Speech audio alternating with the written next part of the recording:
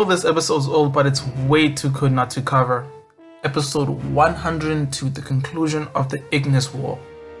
Being the final episode of the arc, we have No Gilboa as animation director, Ryuta Yamamoto as episode director, Masahiro Takada storyboarding, and Shin Yoshida doing the script. No Gilboa has cemented himself as a big fan favorite in VRAINS. His corrections are always striking, sharp, and angular, with that beautiful intense shading, just showing how lucky we are just to have him in the series. With Ebina gone freelancing, Kinshi busy with character designs, and Akemi working on Bakutsuri. Or should we say she was working on Bakutsuri? She does show up in episode 103 as AD. It was a recap, but we might actually get to see her in the future. Who knows? Next, the storyboard. Masahiro seems to have an ongoing theme in his board here where he likes to make things seem bigger than they are. He frames objects, characters, and monsters in such a way that makes them tower above everything. This is good, especially if you want to emphasize scale. The opening scene itself, although not too overly impressive, was still a nice bit of comedic character acting for Ropapi. We even get to see these small light effects when Ropapi starts to pass out and we start to transition into his head. Next highlight comes from the scene where Ai attempts to free the other Ignis.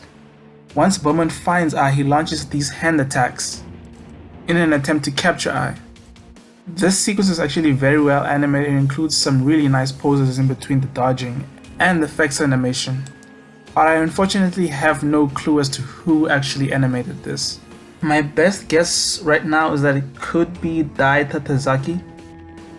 There was a short scene earlier where I was charging up an attack that could have been the same person as well. Other cuts I thought caught my attention was when Playmaker was about to summon Encode Talker. This one kinda came out of nowhere since it happened so quickly and really fast. Blink and you kinda miss all the cool details, like the little white eye trail and the Umakoshi eye.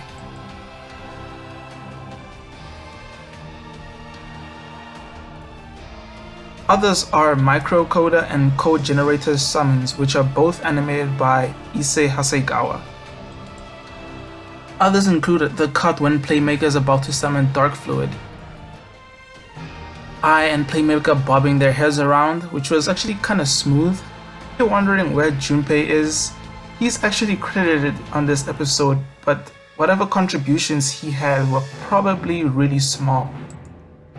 Which isn't surprising considering he was probably busy working on this cut from episode 104.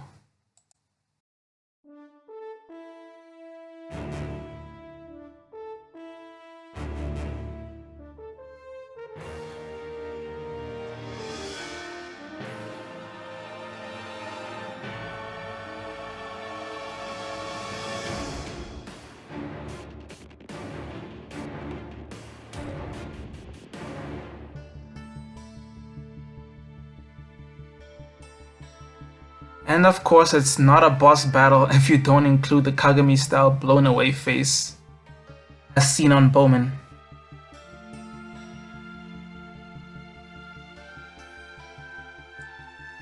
And that concludes the highlights for 102. See you in the next one.